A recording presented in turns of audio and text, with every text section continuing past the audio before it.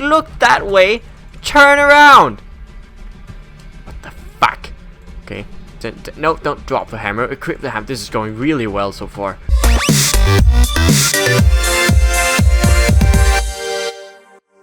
Well, hi there, what's going on, you pretty people? My name is OrdinaryOli and welcome to my YouTube channel. Today I'm gonna be playing March of the Living, which I actually think resembles The Walking Dead pretty much. They just changed dead to living, and instead of walking, we're just gonna say March. But the game looks really cool. I haven't played it yet, only seen the trailer, but it's getting a lot of positive reviews. It came out a couple of days ago, so I can't really wait to get into it. And right before I started the recording, I found out that if you move your cursor over these bodies on the ground, you'll actually see credits to the different people who I guess are like the people standing behind the game, since it's their credits. But that was pretty cool, and it's a nice way to start out the game. So we're gonna press new game, and we can only be Greg so far. Anna, Derek and Blake are there also, but they are locked. So we're gonna start out with Greg. He has an old revolver, a hammer, a flashlight, and he's an expert in pistols. Shotgun intermediate, rifle intermediate. That's a pretty good start. And some different stuff here. HP 10. Steadfast and decisive. I think steadfast, I don't know, and decisive.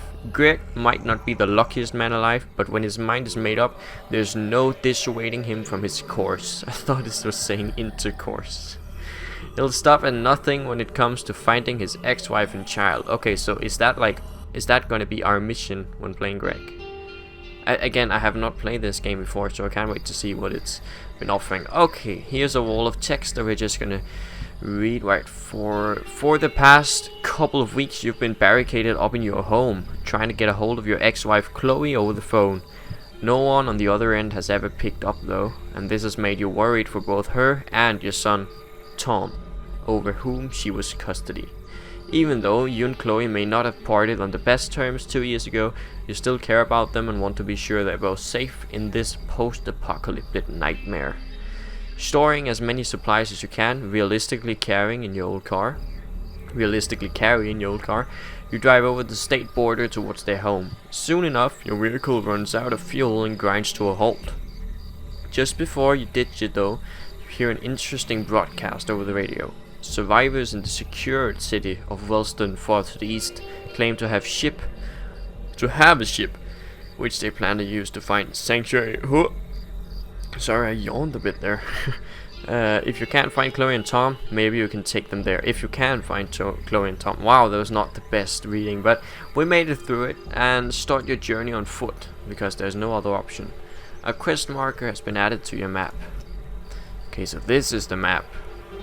Oh, that's cool. So there are like different directions we can go in, each one leading to some other point. And I guess we need to go to Chloe's apartment there, so we know that. Oh, the map is really wide. What's this over here? Yellow? Next sector. Okay, so that's why we get to the next sector. Cool. So we're just gonna start walking. Is that on? What's that on? Is that on? Oh, I need to do something here. Select the destination. Chloe's apartment. Oh, okay, we need to choose over here. Should I go, maybe go, well, the direct route to start with? Probably pretty good. I really love the pixel graphics they're doing here. I mean, it's totally underrated at some points what you can actually do just using, like, well, bigger pixels, like in the old days. You can still get a lot of beautiful landscapes and graphics out of it. There's a gas station set back from the road a little. It appears to be deserted. Loot the gas station and keep going. If it appears to be deserted, there's not really going to be people in there probably, but there could be walkers or zombies or whatever they call them. So let's try and loot the gas station. You poke around the station and find that it's already been picked over. There are just a handful of supplies left scattered about. Well, it's still supplies. A toy hand grenade. Looks quite real, but the boom is not included. Oh, is this like a game where you can use all these funny, not even remotely dangerous stuff, but you like cheat your way out of dangerous situation where you meet other people? I really hope so. Rope. Looks strong enough to immobilize someone. Rope could be handy, and we have room for the toy hand grenade, so why not just use it until we get going again. So let's see, we chose that direction, and now let's go. Should we just take, yeah, let's just jump forward and see what happens. Okay, so growls, I don't know what that means. Oh, there's some dead people there. That's not good. Or is it? Manage group. We don't have a group yet, so there's only Greg. But we can actually get a group. I know that for sure. You come across the site of a large road traffic accident. I really love that there are like these things that you have to act upon. It really puts you in control of the game in another way than other games do. A large number of wrecked vehicles and a fallen tree are clogging the road ahead. You'll have to find some way past it. Number 1, squeeze through some of the wrecked vehicles. Number 2, climb over the fallen tree. Or number 3, go around through the forest. Through the forest could be dangerous. Climbing over the fallen tree, that's not really gonna that's not as dangerous as if you squeeze through some of the wrecked vehicles, we could cut ourselves or be stuck or some stuff. So let's climb over the fallen tree. Who would you like to climb over the tree first? We only have Greg.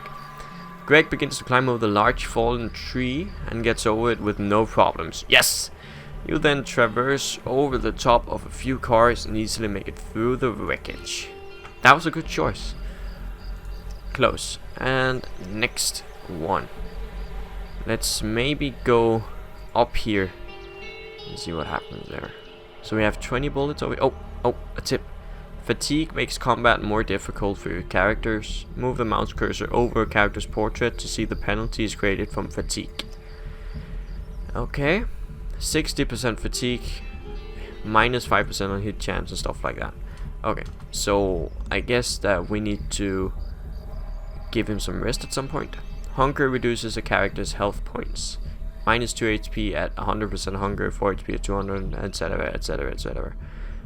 Fatigue increases faster. Okay, so let's give him some food then, shall we? Is that, where do I do that? Food rations. Reload. I don't know.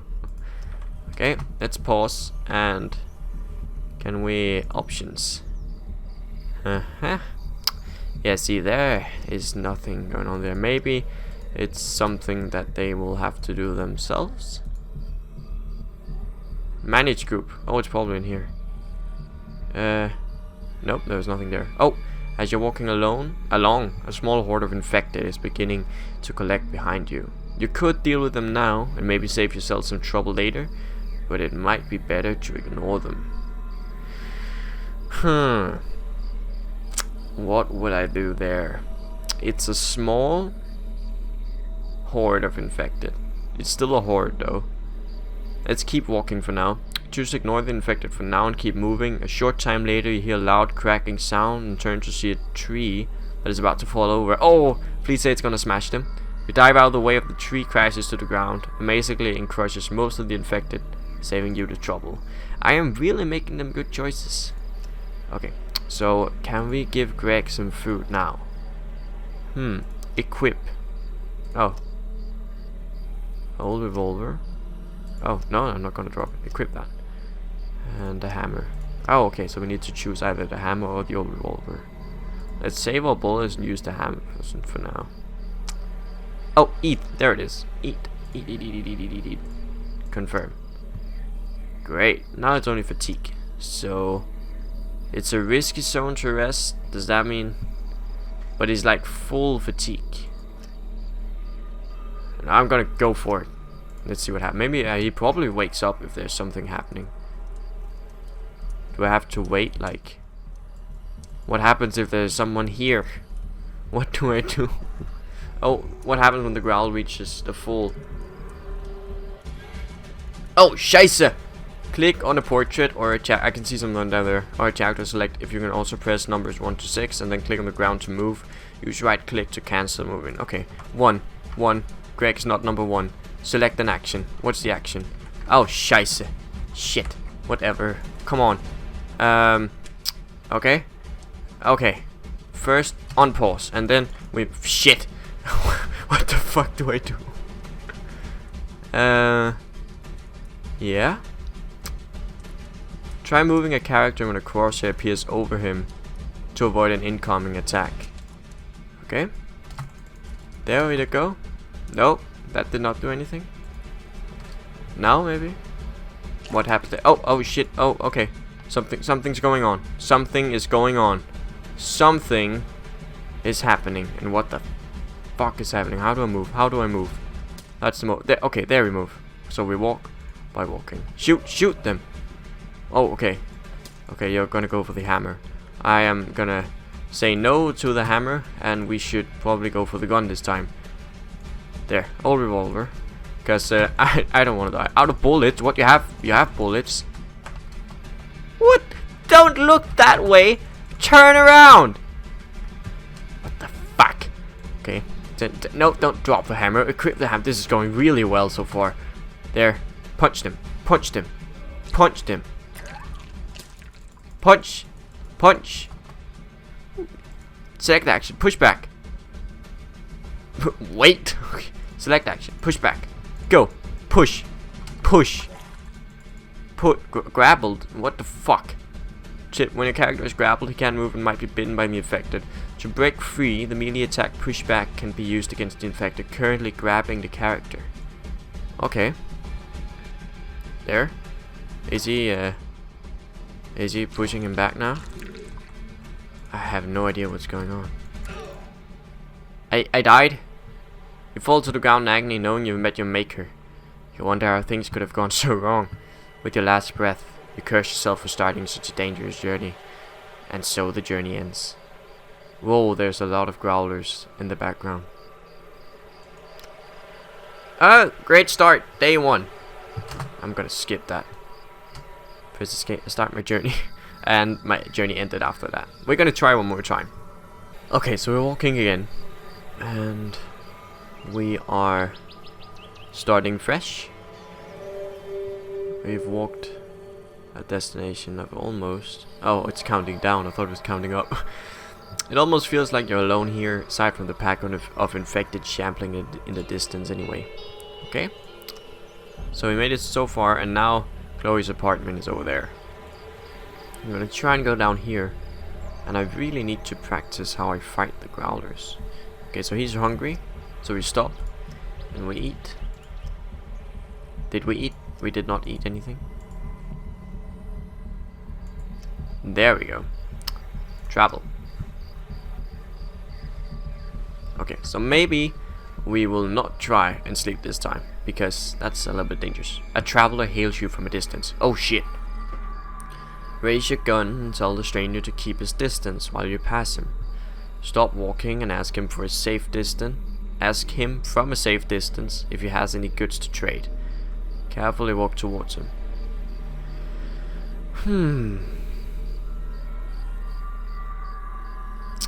Stop walking and ask him from a safe distance if you have any goods. Let's try that one. Sure, I might have a thing or two that might interest you. He replies back.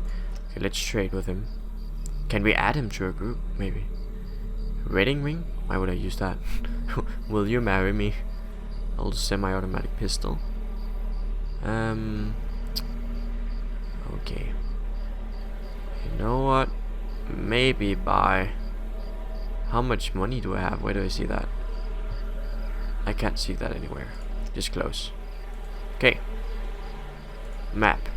Let's go on to Chloe's apartment there. There's no reason to trade anything with him if he doesn't have anything especially significant. 10 kilometers left. Greg. Hardcore Greg. Okay, you arrive outside your ex's apartment, carefully entering the front lobby through the shattered glass front door. You keep an eye out for infected as you make your way to the 3rd floor.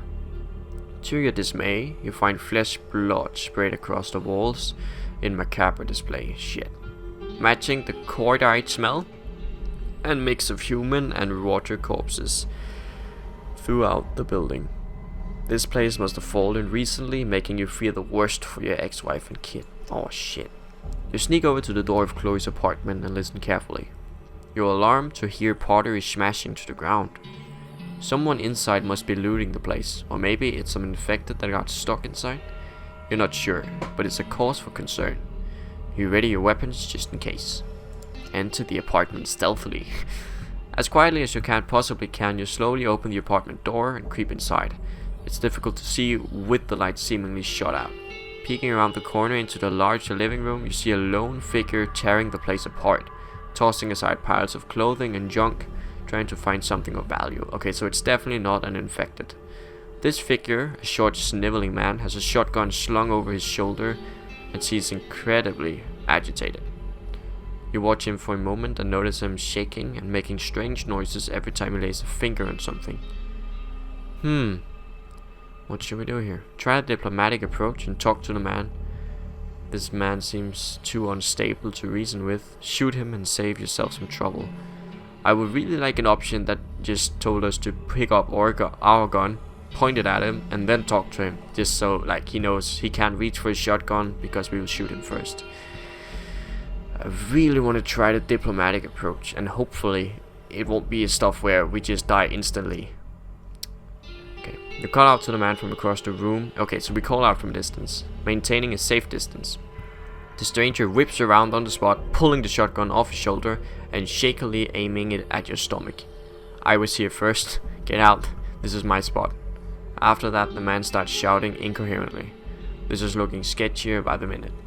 Explain you're only looking for your boy. Try to shoot him before he does something stupid.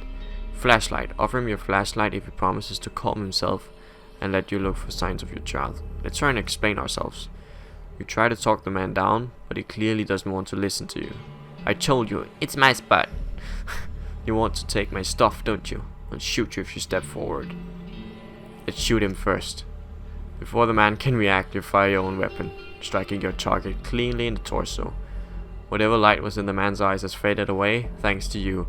Whoa! I feel very mixed about that. You check out his shotgun, an older model, and immediately throw it away. The body and barrel show enough damage on it that you're certain it would explode if you tried to fire it.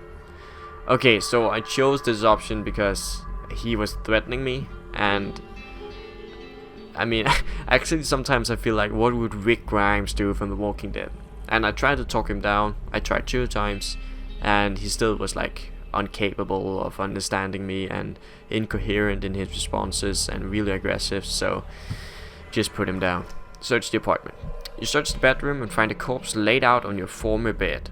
Its face disfigured by... oh no. There's no mistaking that... oh shit.